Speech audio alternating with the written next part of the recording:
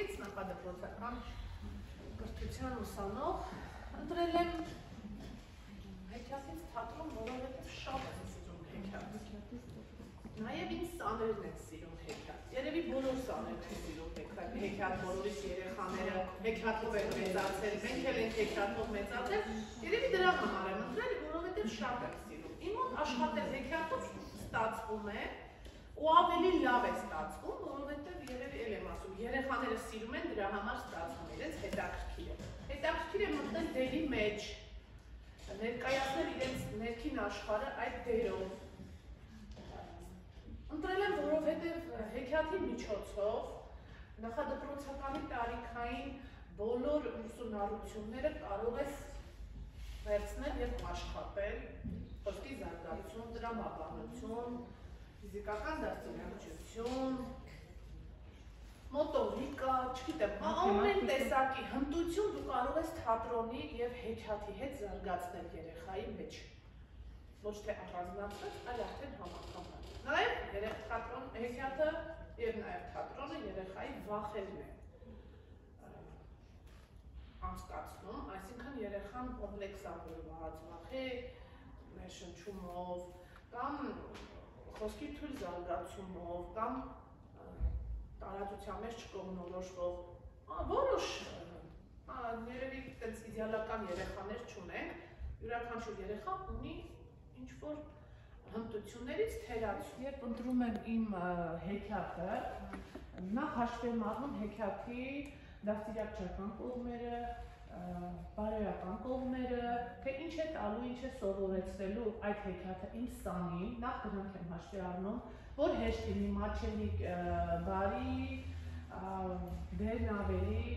շատ լինի եւ չարին այդքան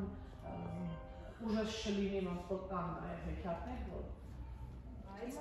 երեխաները խաղալով սովորում են եւ զարգանում են։ Երեխաները պետք է հիմա 1.5-ից 3 եմ, բայց անցած ամիս արդեն եղել եմ 2 տարի կրծեր խմբում 3-ից 4 դուխիջան իրանց պատմել, իրանք շատ են։ Երեխաները երբ որ խաղում են, մեզ թվում է, թե նրանք ուղղակի խաղում են, բայց խաղի ընթացքում երեխաների մոտ զարգանում է թե մտածողություն, թե հիշողություն, թե մոտորիկա, թե խոսքը եւ մենք մեծերս, թե ծնողը, թե դաստիարակը մեծ նշանակություն ունի երեխայի խոսքի զարգացման դերում։ Երեխայի խոսքը 0-ից 1 տարեկանում զարգանում է այսպես, նա սկզբից ասում է ա, ու, ի, աղու, հետո սկսվում է մամա, պապա, այդ հնչյունները եւ դրանից հետո երեխայի մոտ արդեն զարգանում են բառերի կապակցությունը, այսինքն բառակապակցություններ է ասում, ջուր, բեր։ Հիմնական հետազոտության նպատակը եղել է նա, որ տեսնենք ինչպես է հեքիաթը ազդում երեխայի զարգացման վրա, երևակայության վրա եւ եթե այդ հեքիաթը վերածենք թատրոնի, ինչ հետաքրքրություն կառաջացնի երեխայի մոտ, այն երեխան, որը հեքիաթ չի սիրում կամ ձանձրանում է հեքիաթի ընթացքում, եթե դա վերածենք թատրոնի, ինչ ազդեցություն կունենա նրա վրա։ Փորձել եմ մատիկային թատրոն, փորձել եմ ստվերային թատրոն, պիկնիկային թատրոն եւ փորձել եմ դերային խաղ։ Եվ բոլորն են հետաքրքրեցին, ստվերային թատրոնը առաջին անգամ է դրան համար ինձ շատ հետաքրքիր, որը աշխատելու տեղ ունի եւ լուսային եւ ստվերային մթությունը ապահովելու համար, որտեղ տեխնիկական բավականին խնդիրներ առաջացան, որոնք հետագայում կարելի է մշակել, եթե սա դառնա դիպլոմային աշխատանք, ուրեմն հետագայում ինձ թվում է ավելացնել այստեղ աշխատանք, որ այդ պիկնիկները պատրաստեն իրենց ձեռքերով եւ քանի որ ես չունեմ անձնական խումբ, որոշեցի, որ բոլոր խմբերն են մտնել, տարբեր տարիքային խմբեր։ Ընտրեցի ամեն տարիքային խմբին համապատասխան հեքիաթ, 1-ից 2 տարեկանների խումբ, 2-ից 3 տարեկաների խումբ եւ 5-ից 6 տարեկան։ Երաժշտությունը պետք է երեխաներին մատուցել դեր նախադպրոցական տարիքից։ Երաժշտությունը ազդում է երեխաների հույզերի վրա, զգացմունքների վրա,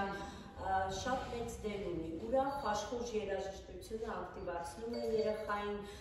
նրա մոտ առաջացնում է պարելու ցանկություն, իսկ մեղմ քնարական երաժշտությունը հանգստացնում է նրան եւ թույլատնում է նրա նյարդերը։ Մենք գիտենք, որ երաժշտությունն ու բնությունը հանդիսանում են որպես ոգեշնչման աղբյուր։ Եվ մանկապարտեզում երաժշտությունը կազմում է առօրյայի մեծ մասը։ Առավոտյան մարմնամարզություն, ֆիզկուլտուրա, պարապմունքների ընթացքում է հնչում երաժշտությունը, նախավարժանքի ժամանակ է հնչում եւ այսպես։ Այդ իսկ պատճառով շատ կարևոր է, որ խմբի դաստիարակը համագործակցի երաժշտական ղեկավարի հետ եւ արդյունքում ստանան համագործակցություն։